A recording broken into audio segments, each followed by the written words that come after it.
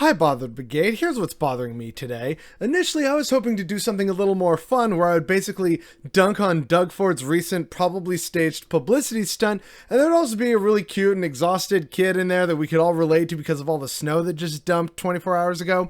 But instead of that, I saw something incredibly disturbing, and we're going to talk about that instead, unfortunately.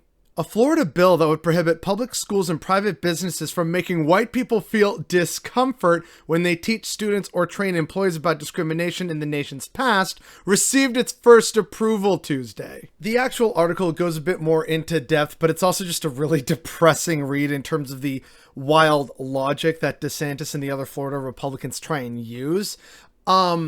And they basically just try and say things like, oh, well, it's a bill that's about individual freedom and how, people today shouldn't be, made to feel guilty or, they're absolved of the sins of the past and just really weird, terrible stuff like that. But again, to just parse through the article and all the terribleness, Florida wants to make it basically illegal to have white people feel discomfort when learning about the absolute horror show that is America's racist past, and in many ways, its racist present. It's why there's so much pushback on critical race theory these days, because conservatives don't want to hear the uncomfortable truth about, themselves, their demographic, and the systems that they believe in and have been conditioned and propagandized to support over the many infuriatingly long decades.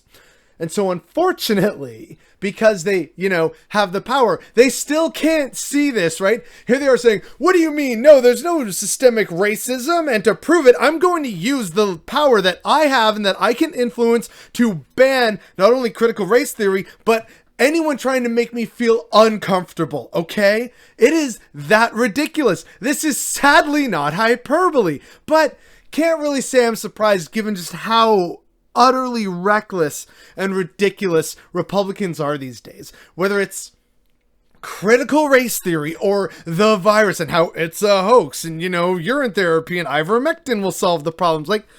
Every single time I hear something about Republicans or conservatives in general, it is always some ridiculously unhinged nonsense that is actually easily disproved, but that's the problem. Even though it could be disproved, it's just something that they just don't believe in. So, oh, well, you know what? No, I don't trust that source. How do you know that source is trustworthy?